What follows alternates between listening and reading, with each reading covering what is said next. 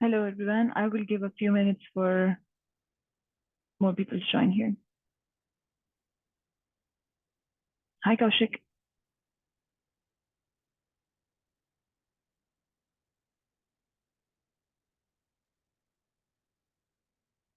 Yes, no? Hi, Bala.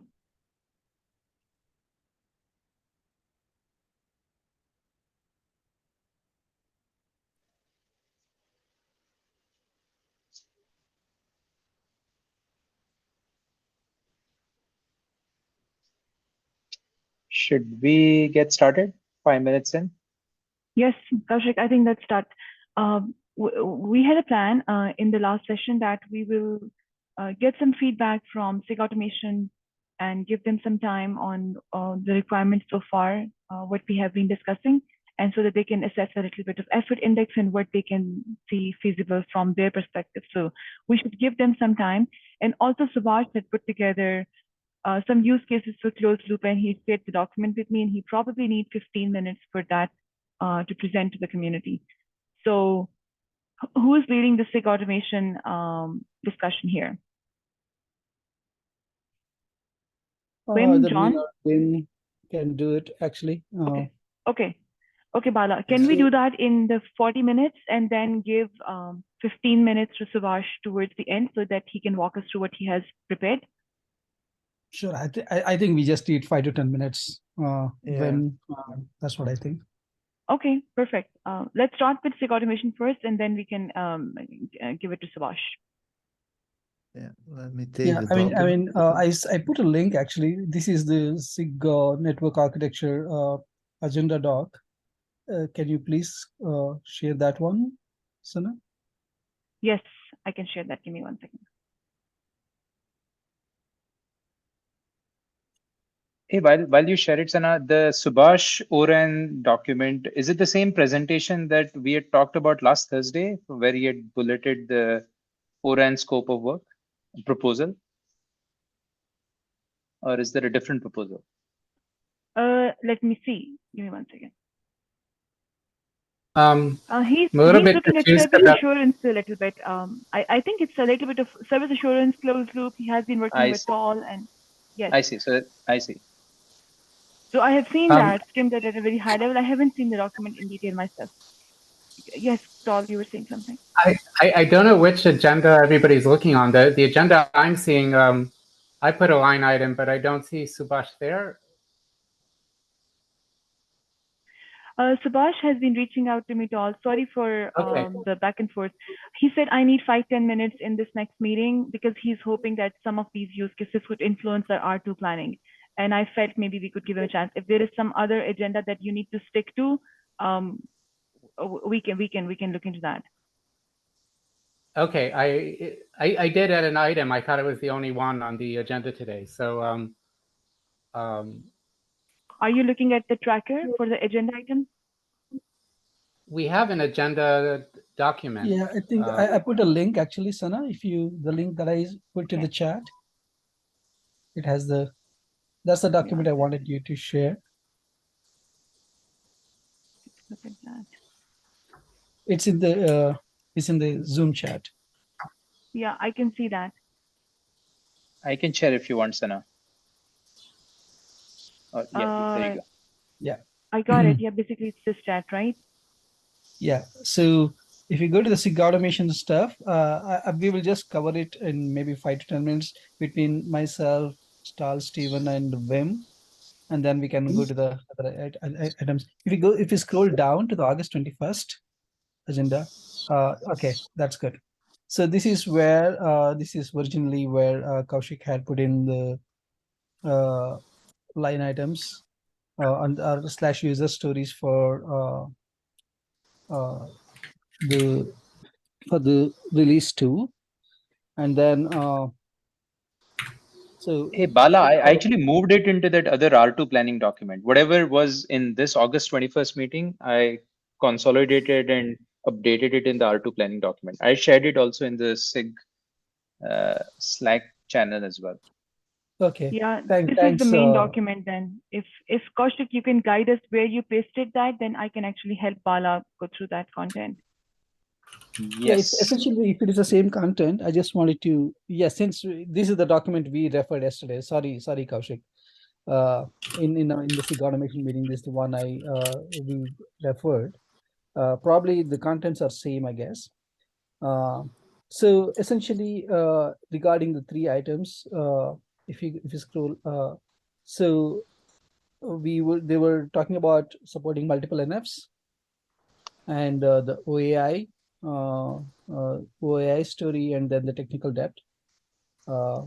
And if you again, There is another, I think there is three, Bala, right? There is the infra to NF, there is the run, right? And then there is the technical debt. I think there's three. yes, there's three items. So if you if you go to if you go to the other doc, Sana, that will be easier. If you go Again, to the other switch doc, that here. Okay, yes, back it's here. right there. Yes, the ABCs. Yes. So it's essentially the same thing. It was, so we think we have identified the leads for each one of them. And then we think we can do this, we can take up this for the release too in certain capacity.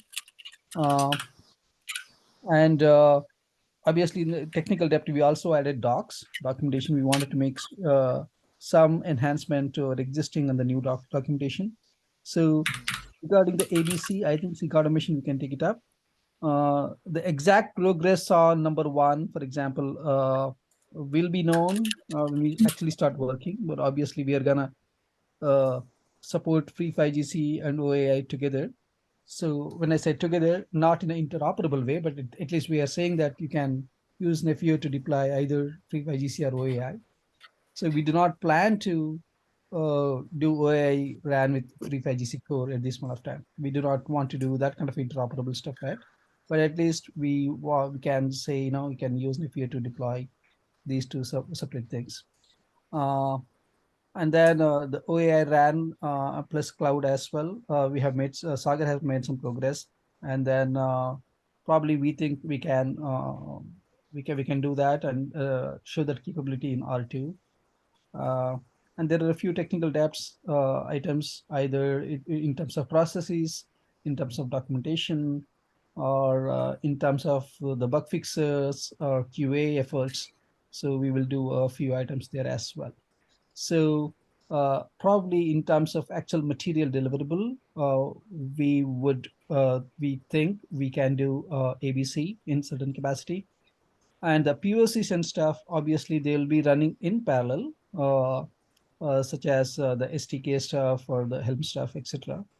But we do not want to commit anything to the effect that we do not want to say they will be part of the release. We will make progress, we will show the capability and progress, but I don't think we can commit for them to be part of the release. So that's where we arrived at yesterday. I know Kaushik has his hands raised. And before that, Wim, Tal, Stephen, if you think I missed anything, please go ahead and say it. Yeah, I think maybe one clarification even, I mean, we will, I think for A, B, and C, right? Mainly, I think we will do a number of things, but the exact scope and stuff like that, we still have to flush out, right? So in other words, even for A, B, and C, they will not be probably 100% complete. So there will be spill over to R3. And what that exact is, we have to flush out, I think, right? So we have to, do some more work to go through the details, because some of these items are still, to be flushed out. Yes, especially right? I mean, for example, the different network vendors, the CRDs that we define, the vendor specific LAN CRDs, etc. Obviously, we'll make a cut for the R2, and obviously they will have their own evolution going forward. Yeah. Hey, I don't know this is whose hands are raised. Okay, Kaushik, go ahead. Yeah, no, I had my hand raised. So a couple things. This is great, Bala and Wim. Couple questions, right? One, vis-a-vis helping you narrow the scope of work for R2. If you need more specific inputs from SIG1, maybe we can use these SIG1 meetings to really make live progress and so forth, right? And or take action items, because otherwise, it's not easy to really narrow it down. The second thing I wanted to check is, in terms of Nephew SDK and the POX, right? I assume a lot of the Helm integration and so forth will be based on SDK. So how do you organize that? Because I see different leads for POX versus SDK. I assume a lot of the POX will use the work from SDK. Yeah, so this week we had SDK meeting with the initial team. So there's a kickoff, there was a task list, there are contributors as volunteering. So that effort will be going, and then Sandeep's nice enough to lend us the Tuesday work group 4 meetings where the contributors will meet together and we'll give updates on status on this. So we have clear path of POCs on different areas of SDK, and then we execute a plan that way. The thing we don't want to commit and we don't want to interfere with SIG2 execution plan. So we'll put that as like an for SDK is an ongoing thing anyway, for sure.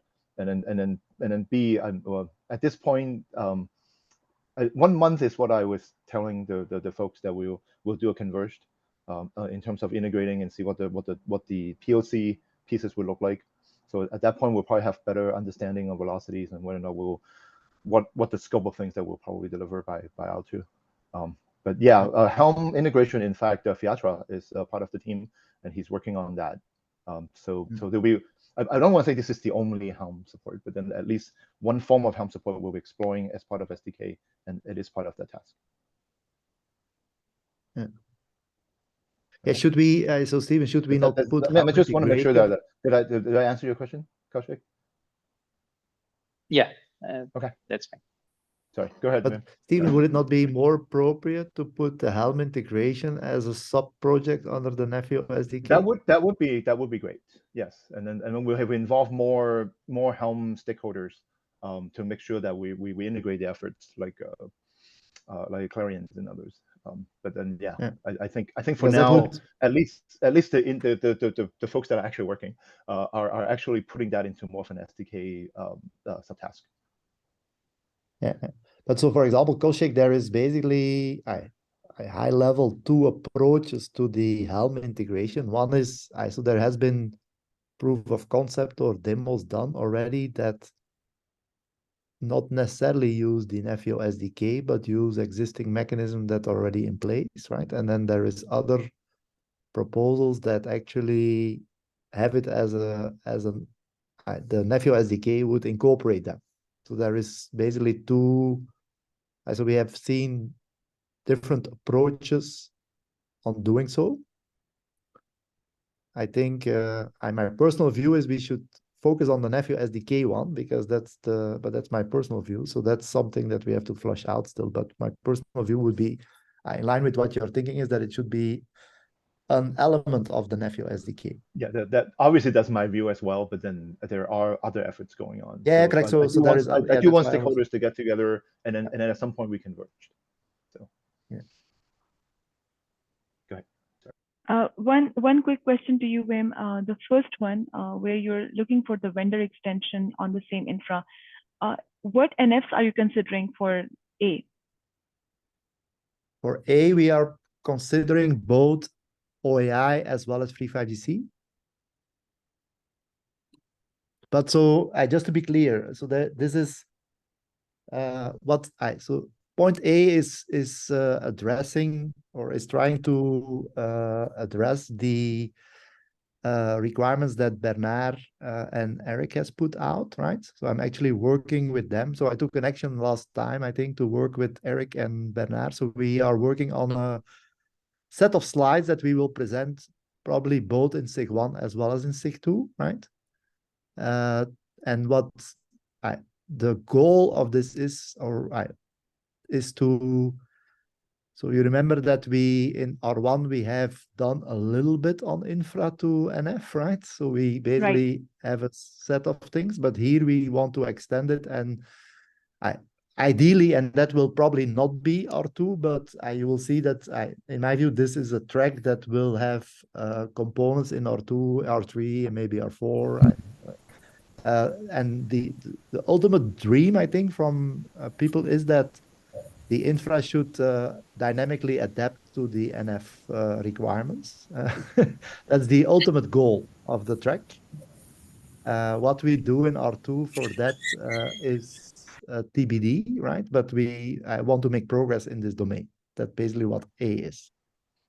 So I'm trying to see that the we way obviously. Oh, sorry. We're obviously Go- hoping go that ahead, OAI and FreeFireGC have different infra requirements, so we can articulate at least a framework, a preliminary framework, to show how we can able to do it differently based on different vendors and different requirements. Yes, and there is more complexity to that.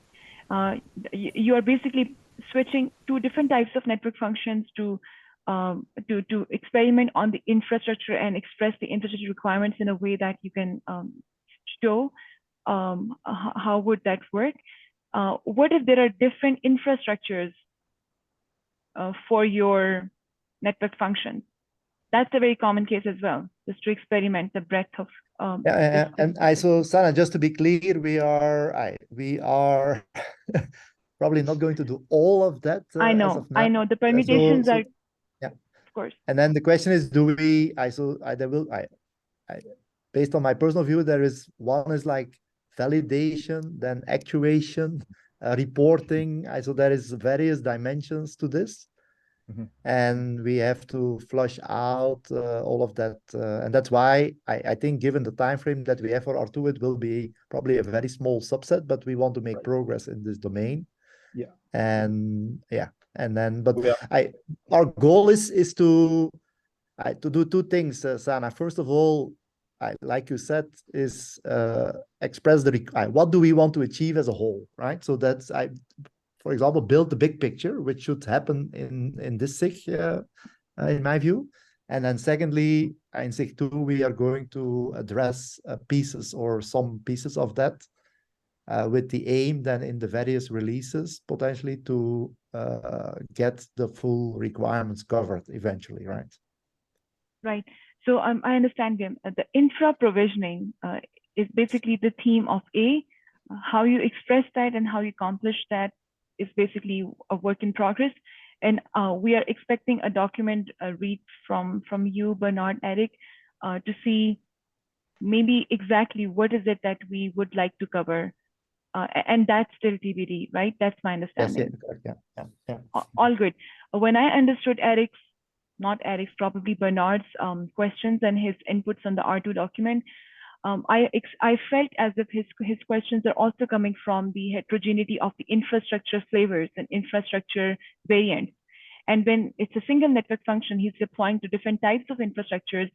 The expression of the infrastructure attributes and their CIQs are also drastically different and going from environment to environment. So he was also looking to address the complexity around that. So I want to see how would, of course, not solving all at once, but how is that all getting addressed eventually in the goals that we are setting up for this track? Maybe I can assure the objective, as said, Wim, is really to try to define our stretch goal, but we know well that we need step-by-step approach to define what we are. Typically, if we want, for example, a typical example, I need to be sure that my acceleration card is version X. To be honest, to verify that and to produce that at the infrastructure level will be very complex. But in other hand, typically, what we did for R1, we have decided to put Malthus on top of the cluster, but for other network function may require other CNI. Or for example, we can try to express this kind of requirement in a formal way. And as a result, we can have, let's say, the right CNI deployed on the right infrastructure. And this kind of, let's say, we will try, let's say, to decompose all the set of requirements that comes from a network function toward infrastructure in various, let's say, in various elements, because there is some elements at the host layer, at the Linux operating system layer, the Kubernetes layer, on the software package layer, and so on. And we try to decompose that and try to see what is possible to demonstrate for R2 with the people who are able to develop the right controller. And I will try also to synchronize with the Silva team to see if they have started some work also on this area to try to converge on this topic. Thanks, Eric. Your voice had a lot of echo, but I think I got what you were what you were saying.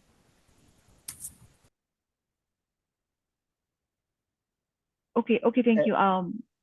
Any other questions? I can't see the raised hands because I have actually shared my screen. Yeah, no, Sana, I had one question, Wim, which was just to disambiguate, right? There is, I assume you plan to use the same infrastructure, which was, I believe, GC VMs that you had used for R1, which will be also the same infrastructure that will be used, but in this case for two different NFs, right? OAI and pre-5GC. So there is implementation work vis-a-vis that infrastructure substrate. But then there is also design work to the point that Sana and Eric are making, which could be more design work. Doesn't have to be implementation tied to, let's say, the underlying infrastructure, but we could pick and choose certain infrastructure variants and then figure out, based on the capabilities of the infrastructure, how should the infra CRs be enhanced. We should maybe decouple those two things because the implementation tied to the specifics of GC VM could be, is an implementation track. The enhancement of the infra CRs is more of a design track. And I want to make sure those two don't have to be exactly coupled for R2. Does that make sense? Yeah, correct. I mean, yes, and most likely we will do a reference implementation. I'm assuming on our sandbox, right? And then, but the idea is that there will be various implementations that sit underneath, and that's the framework should be flexible to have various implementation accommodate that, right? And how they implement that is not should not be part of Nephew, but we should define a framework by which multiple implementations can adhere to that framework. Right? Yeah, no, I think that makes sense. Maybe my request was we should split this A bullet 3 under A to be more about implementation specific to the two network functions on the, let's say, whatever sandbox substrate. That is a implementation deliverable, and there's a design deliverable around infrastructure CR enhancements to be multi-cloud, right? If you may. And the second part could be part of number 2. The first part is an implementation outcome, which is driven by SIG 2. Yeah, actually, I agree because that seems more R2 focus. Yeah, so that's actually a good suggestion. Yeah. What I propose, so we just I think Bernard. Let first Bernard make his comments. Okay, I just want to sort of indicate that there is a certain correlation to the topic which Tal has put on the agenda related to modeling guidelines. That means sort of if we're talking about how would we want to express the requirements, how would we want to sort of make the capabilities available for this onboarding and CI/CD process and network processes, there could be sort of a certain benefit in coming up with sort of recommendations of how to organize this type of information. And this would be the bridge to this modeling approach, which we wanted to also address here in this round. So like Kaushik mentioned, there are some design level efforts in which you can actually put a document together and make that as a principal guideline. And then a very small bit of that could become the scope of R2, which is the implementation details that SIG automation is going to deliver as a part of R2. So looking at that big picture and what we are picking from that would be very important next step. Yeah. So I prepared some slides. We are reviewed. So my goal is that we can present it in the next meeting potentially, both in SIG1. So as I said in the beginning, I believe at the moment the work spans both SIG1 and SIG2. Right, I understand. And when we review your document, Wim, I would like to see the vendor extensibility for 2 vendors, but just for the sake of theoretical exercise and understanding how your principles applies to multi-cloud, I would like to see that as well. Because back to Bernard, it's incorporated. So the multi-cloud is already part of the discussion we have. Okay, perfect. Yeah. So I think we have clear next steps for A, which seems to be aligned, and we have some discussions. Do we have more questions on B and C there?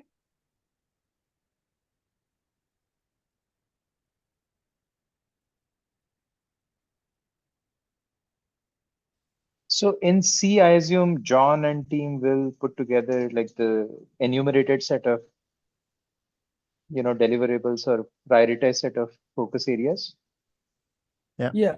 I So mean, like we you probably we should report back onto SIG1 maybe on a monthly basis or something like that. That we have a slot for probably 15 minutes where both A, B, and C will be reflected, and that you get an update of where we are.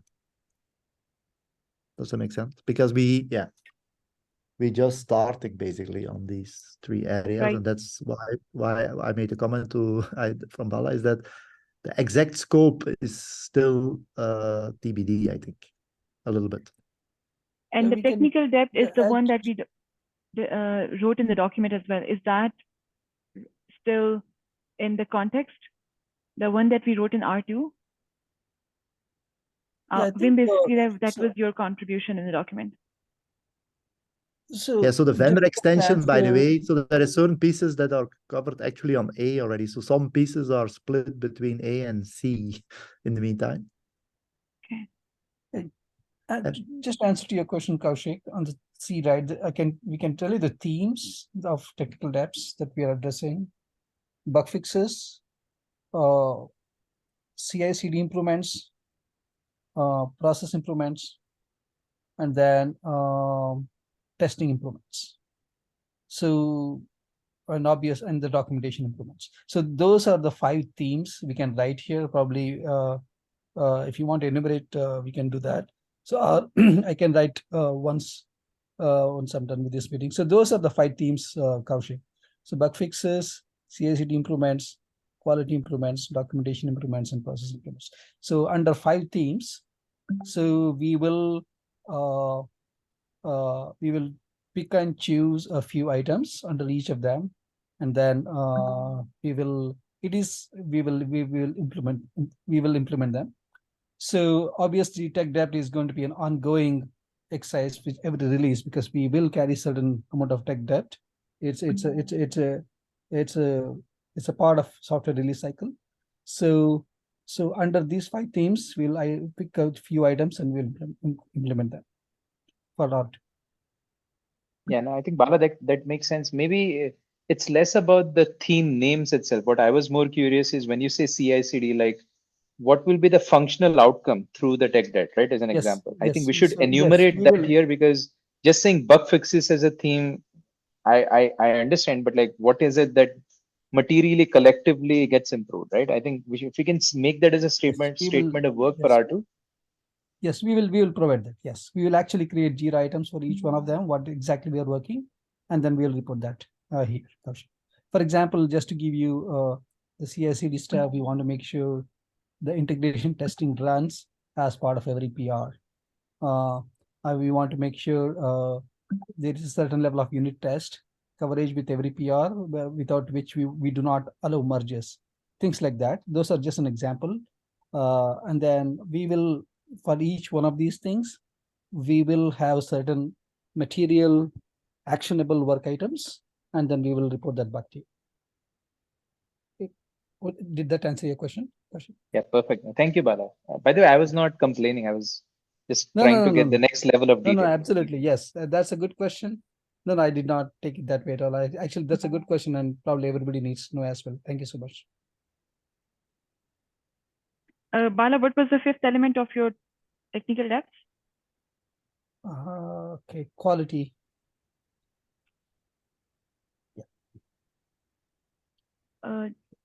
So I have one question on B right now.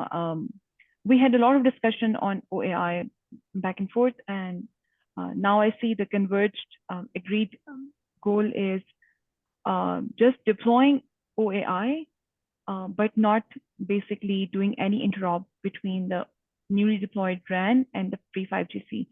And whatever is not done would naturally become the scope for R3. So that's the understanding, right? I think, Sana, the only question is it a real Nephew target to do interoperability between Free 5GC and OAI? I think the question is okay. that. Yeah, it's a good I think question. that's then the discussion for R3. Maybe it is, maybe it's not. That's the only. First of all, we have a lot of unknowns, so so we don't know. So I- that's why we said it's a stretch. And then you can ask them the question: is it really a nephew objective? Of Yeah, course, no, it it's would, not. Yes. if it I don't. works. Yeah, I- nephew. It I will- doesn't seem to have a lot of value for nephew. Yeah, so that's Right. fine. I think there is a part of that which could become a part of nephew. So basically, when I understood the scope of nephew, there were three things: infrastructure automation and provisioning, network function deployment, and network function configurations. So whatever configurations we need for the free 5GC to RAN interop, maybe that portion of the configurations could become a part of nephew scope. But then there is a lot of complexity beyond that around that interface interop that goes to the real world.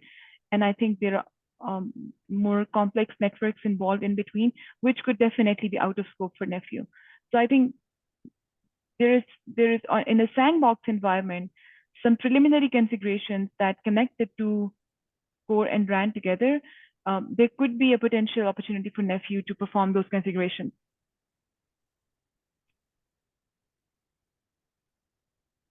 Yeah, yeah. Yeah, but for R2 for sure is stretched. We're not committing Yes, R2, I think we can assume it's not going to happen. So, but definitely to that. Yes. But SIG1 can drive Understood. requirements. So Sanders at this value, we'll look at it. But then for R2, I don't think we can commit at this point. Yes, I think what I'm trying to understand is that the configurations, maybe it's a different subject for a different time. The configurations of network functions are, it's in itself is a huge domain. It's a big topic. So we generally break these configurations into day 0, day 1, and day 2 plus like that. What is the scope of nephew? I think would be a good understanding for us to basically put that demarcation. I think for R2, you will not see a change compared to R1. I think that's how we should look at it, because even for the OAI, we will get what I call the day 0 config somehow. We did something to change the capacity, right? But it's a very, very narrow day, a day 2 element, which was, yeah. Right. So I think other people look at, okay, I want to add a slice, I want to add another tracking area, I want to do this. So that type of stuff, I don't believe is in scope for R2. Yeah, forget R2 for 1 small second, and I want to see. Yeah. I think nephew has that in scope, right? Is configuration a scope of nephew or not? Like, and if it is, then to which degree? Maybe we can articulate that. Maybe it's another exercise that we can do to understand which configurations, the network function configurations, are in scope for nephew. And of course, our design and our use cases would then plan around it. But I think I'm not clear on that. I think in general we have if you look to nephew, the 3 bullets, swim lane 3 is kind of is dynamic configuration, right? So now there is a dependency with the NFs we have, right, on how much what they can do. But in general, I think it's a capability that we have. Huh?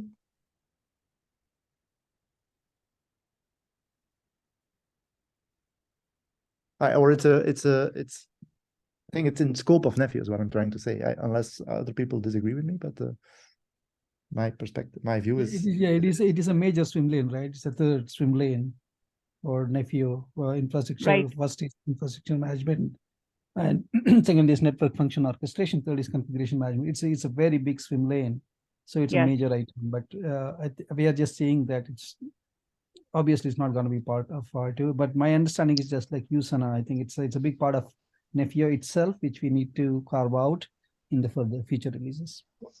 Yes, well, swim lane 3 is NF configs. We did that, and we did some of that anyway for free 5GC for R1. But then the day 2 operation is a different area to address moving forward.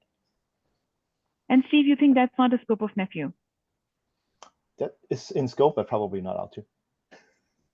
Okay. No, I just wanted to be clear that if network function configurations would be in scope for nephew in general, like in the long run, or not. So it's good to know. My understanding is yes. Yeah. I don't know, but other experts can pitch in, but my understanding is yes. Yes. Okay, that's my understanding as well. Sandeep has his hand up. I don't know. My hand is for the next atom POCs whenever we reach there. So if we've reached there, I can. Yeah, I think the SIG automation update has pretty much covered, right? If we can move to the POCs and what Subhash have to present, we can get to the POCs. Right. So I just make a quick point on that Helm integration, which is and the Nephew SDK, which we are working on with Stephen. Helm integration, we have worked, seen many demos in our working group 4 meetings, mainly from Fiacra, Stephen, and all those things. So one of the update I would like to give is that we developed one SDK, which is Helm to Operator SDK, right? And we have demoed that, shown the demo here. What exercise we are doing right now is that with OAI RAN, right, where Sagar is leading and Joseph is supporting, that we have used our SDK like Helm to Operator Converter to bootstrap their development process, and we have generated the operator for them, and that I believe it is working right now. Maybe Sagar and Joseph can update on that. So in general, what we are doing right now, testing this SDK with multiple places or multiple POCs. Like for example, we have also tested with the ORAN rig part of it, right? Where a lot of Helm charts were there, and we were successfully able to convert them into operator, and it bootstrapped them, to onboard their NF into the Nephew. So that's the kind of value we would like to bring using that SDK, which we have already developed, and we would like that to be part of R2. Because it's already ready. It just needs some polishing, which we have time, we can do that, right? So maybe part of the DI, right? One of the options to Helm integration can be the Helm to Operator SDK, which we have developed. So that's what I want to put it here, right?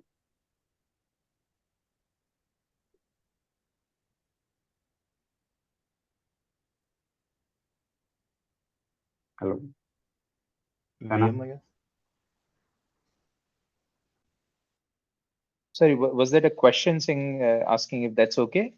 Yeah, I mean, for me, I would like that to be part of R2, scope to R2, and then that this SDK which we have developed could be part of it, could be part of the R2, and can be part of this point like D1 Helm integration, and one of the viable options which we can use it is what I'm trying to say.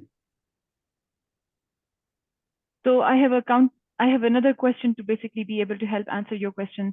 What is the criteria for POCs to become eligible for inclusion in the R2 scope? The main thing what we discuss mainly, if it is useful and there are enough use cases for us to support that, yes, it is useful to Nephew in some way. And that's what we are trying to do here, right? When we're working on the point B with Sagar to onboard OAI Helm charts as an operator into the Nephew. So that's the criteria, I believe. Somebody can contribute. So that's one element. If it is successful, if it is valuable, it becomes the candidate for inclusion into the release scope. But I was maybe asking this question from the code perspective as well. What is the process around ensuring that the POCs could be inserted into the main branch of your code? In my view, I know some of the hands are up, okay. So probably let them speak. I think to be honest, that's yet to be determined. So please go ahead, Ben. I think you have your hands up. Yeah, I just wanted to say it's okay. Liam is first, I think. Go ahead. Liam, yeah. I think we agreed yesterday. I think Sana made the point already. We agreed yesterday that the for inclusion, anything has to go to the SIG automation, the design documents of it, and get approved there. I think that answers it. So anything is a candidate that should be brought in, it has to go there. Okay. Yeah, I wanted to, maybe just 2 sentences. I agree with what Liam said. It's not because we have proven that we can do something. We have to see what is the right thing for Nephew, right? I think that's another element to do, because we want to put it into the framework that is that we then all agree upon. It's not because we can do something that all of a sudden it has to be part of R2. Yeah. I think if it aligns with the overall Nephew's vision, if it aligns with overall Nephew's direction, then that particular POC could become a part of the main Correct. Yeah. release, right? And there's a discussion that I had with all of you, I think few weeks ago. I was saying that there is a main product, as we are working on many products within our organization, and sometimes we come up with very disruptive ideas, like let's integrate your product with X, Y, or Z because we saw something in open source. And if we really find that the use case very useful, and then there are product teams who make a decision that, okay, this particular use case looks very relevant to the overall scope and vision of the product. Let's include this POC's effort into the main product development path. And then that becomes a part of the product itself. And then we use that in production. Generally in Nephew, we are looking at a very similar pattern with these POCs coming in. Yeah, I think Tal said it as well. I think the way we should look at it for DNE, right? These are experimental things that has probably a high chance of being integrated in R3, right? So the goal is, for me, I see DNE as a preparation to get really embedded into R3 eventually. Okay, perfect. Yeah, I think so we go from experimental to full blown. Yeah, there are a few things, right? I mean, obviously useful features there. It's good that some of the tech leaders are already involved in this one. And eventually, if it wants to be part of the Nephew, then design review, architectural reviews, and then if you want to, at this point of time, my understanding is we are maintaining 2 separate repos for experimental versus main. Then if the code has to move from experimental to main, then it has to follow certain standards as well. So all those things are TBD in my view. Right. So given the time frame for R2, I agree with Wim. Any of the POCs / experiments that we are doing, for us to include them in the R2 release timeframe in the main code base would be a real stretch. So I think those will be more like the candidate for the R3 releases. At this point of time is what I understand.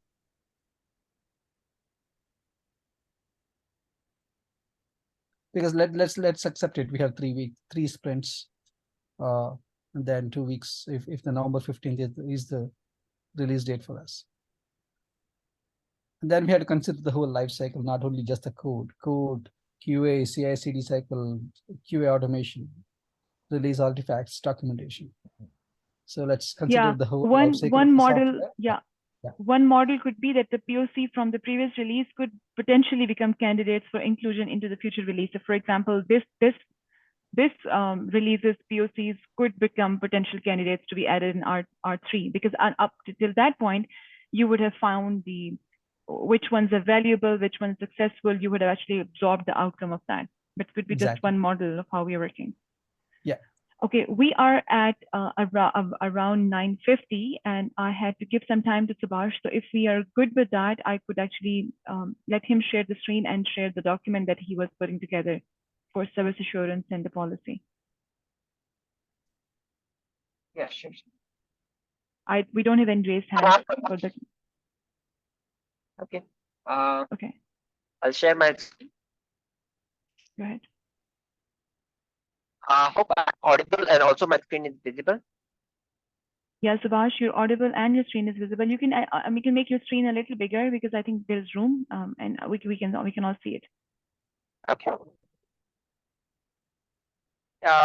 So this document we have prepared along with Tal and Bernard.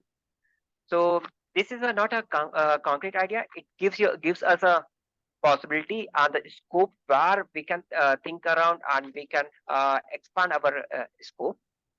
So we all know that service assurance is one of that topic.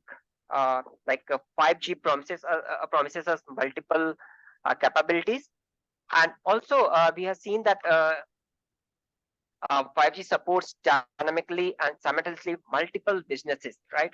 That you can realize as a one slice.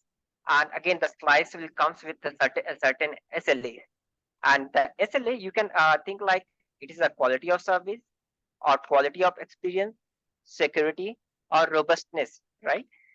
And we know that it's not necessarily that our infrastructure would able to deliver those promises, right? So in order to meet those SLAs, we need to continuously watch it, monitor it, And let's say if we are not able to meet those SLAs, again we fix it by certain mechanism. So that mechanism we call it a service assurance, right? So on this topic, actually I would like to discuss. So yeah, service assurance is like a well-known term already in our traditional network. Also, we use the service assurance to meet certain requirements, right?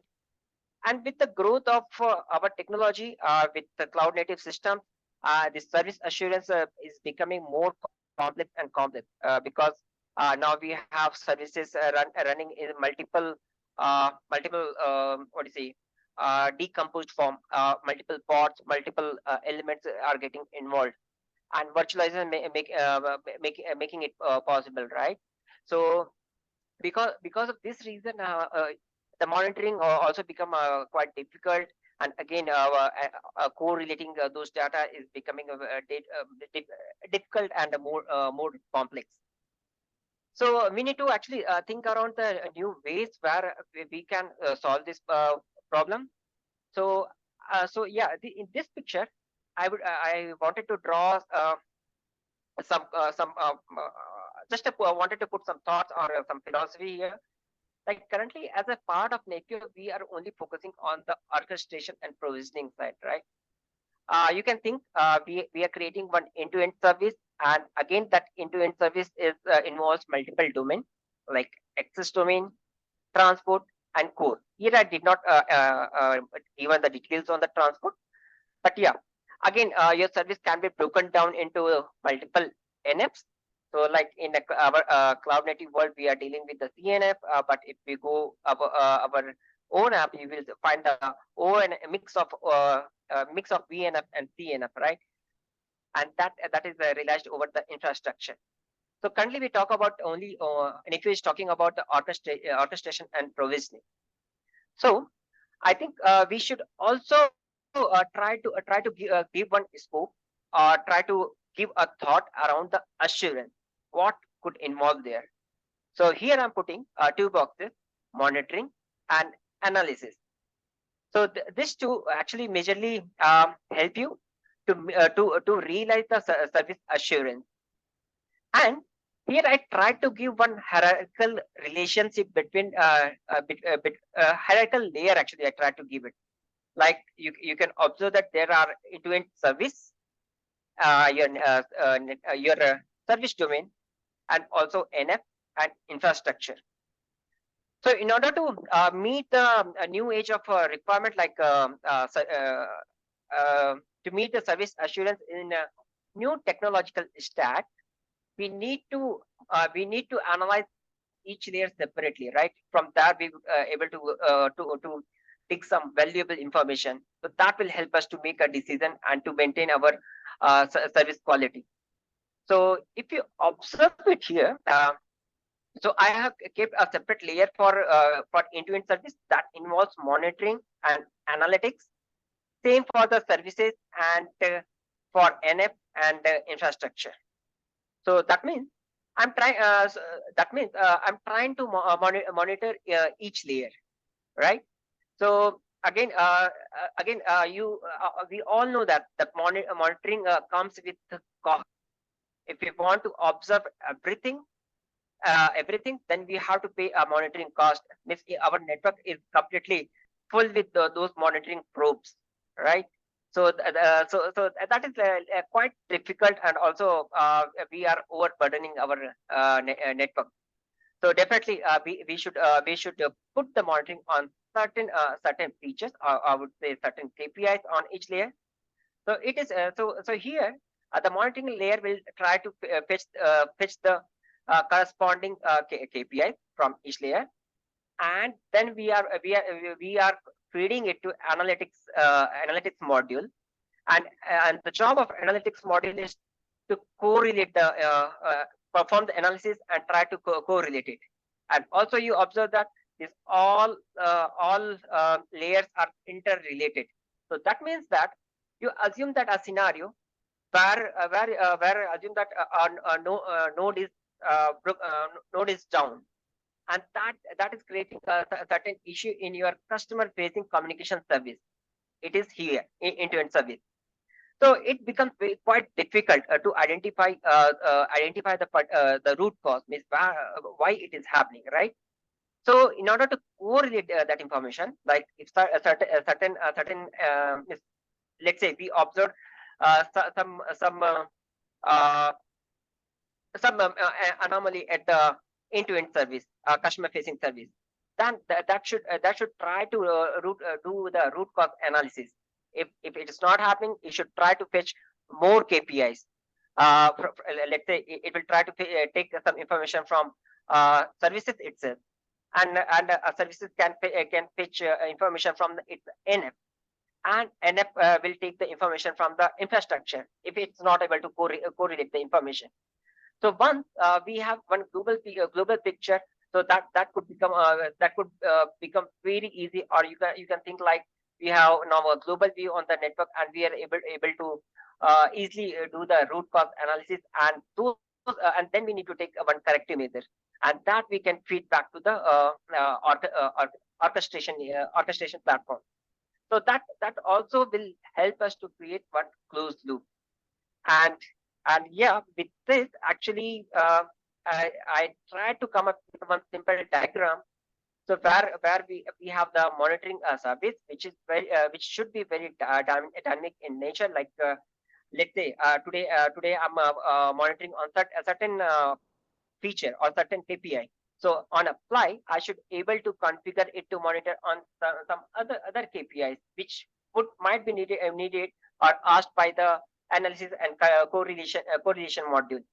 And once correlation module able to draw some root cause analysis, it should hand over the decision to the orchestrator, and again there should be a feedback mechanism to the infrastructure. But yeah, we all know that this is one centralized kind of right here. I try to put some centralized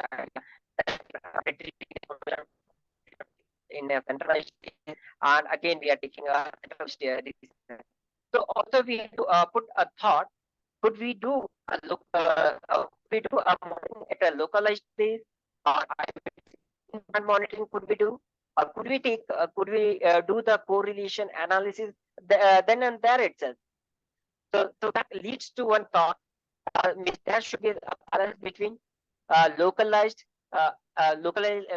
service assurance, and also certain things. If you are not able to do it, let's try to put it to the centralized place, or you can say the services which are in the management cluster. Try to collect the you collect the monitoring KPIs there. Try to correlate it, and again take some corrective measures. So that's the idea. And with this thought, actually we have drawn certain steps that could be taken to realize the service assurance in the nephew. The first one, inventory part. So that means we need to monitor our inventory, right? And currently in order to do that, the policy could play a role. That means assume that we are deploying UPF, and let's say we are trying to perform certain monitoring. I'll just assume that we try to collect its log. So why not create a sidecar with the help of the policy, and put a sidecar there that will take the log and push to one ELK system. So that will help you to analyze the log. So that is like with the KRM which we are generating. Let's try to put some dynamic monitoring configuration there with the help of policy. So that opens one scope for the policy. Second, the relationship, the inventory. So that is a very important thing. We have to put one hierarchical relationship. That service related to which pod, which services, or which deployment. That entire thing we should be accounting, so that when we do the correlation, or when we do the analysis, so that time we with the help of that relation, we should able to draw some kind of a result, and it will also help us for the root cause analysis. And third part comes the observation. So that means there are certain KPIs, so that we need to observe. So that part we can think in observability part or monitoring, you can say that. And the next step comes analysis. So there we say that once we are able to collect all the KPIs. I'm not saying that we have to do the monitoring on all the elements, but yeah, we have to understand what parameters are KPIs are important in order to do some kind of root cause analysis. If we don't have the sufficient data, configure monitoring on certain other KPIs. Try to collect it. Try to do the root cause analysis. So that is the job of the analysis module. And once the analysis is done, we have to take one rectification step. So there again, we can take a help of policy. So we need to formulate the policy, and with the help of the policy, or we can bring the changes on the KRM which are stored in the config sync. I'm just giving a thought. So once we bring the change in the KRM which is stored in the repository, and that repository is synced with the workload cluster with the help of config sync. For example, scaling factor. Assume that we have a huge load on our network. We can change the scaling factor. So that could be one our rectification step. So there, I think we can take help of the policy to bring some kind of mutation on the KRM. And yeah, step 6, that is our ultimate dream. Doing the service assurance using the AI/ML. So that means when we are able to collect KPI parameters based on the configuration, we are able to perform the correlation. So with those capability, with those KPIs, we should run our AI/ML algorithm, and we should take a corrective measure based on AI/ML algorithm. So that will be our ultimate goal. So with this step, actually, I have put some user stories also. Like as an operator, we should able to configure my workload with monitoring configuration, which is governed by the policy. So there I mean to say we should have a dynamic monitoring policy. And the second one, the operator, I would like to have a relationship graph of different deployed elements to draw the event correlation. So that was our step 2. So where we want to have the correlation between different elements. So finally, that help us for the service assurance. Yeah, this was the overall idea. And yeah, of course, I know that there's a lot of correction we have to do it, lot of detailing we need to add it, so that we can fit with the nephew. So just it is giving a thought where we can think and where we can scope the nephew. Yeah. Thank you so much, Subhash, for all the excellent contributions. I know there is a raised hand, and also we have the DSC call starting right now. We need to quickly wrap up and get to that call, but we should have definitely some discussions on the use cases that you have shown, and we'll extend that into one of the future meetings to ensure that we have that remaining discussion. Kaushik, go ahead. Yeah, I think in the spirit of time, let's carry it forward, because I think this picture is great, but then given service assurance can happen at different layers, how do those all come together from a user stories? I think that's the key meat of the discussion. But let's continue this on Monday and follow through. Also scoping nephew, I think I have also some feedback and inputs to that, because this whole thing cannot become a part of nephew, but nephew has to be ready to be able to take that input from somewhere. And nephew has a big part at the action layer, where the operators can actually perform the relevant action. That's where the strength of nephew comes in. So we have lots of things to discuss. I think Kaushik said some of that as well. Let's take this again in one of our future SIG architecture meetings, and we'll continue the discussion around this subject there. And let's join the SIG, the TSC call. Actually, we are 4 minutes late to that.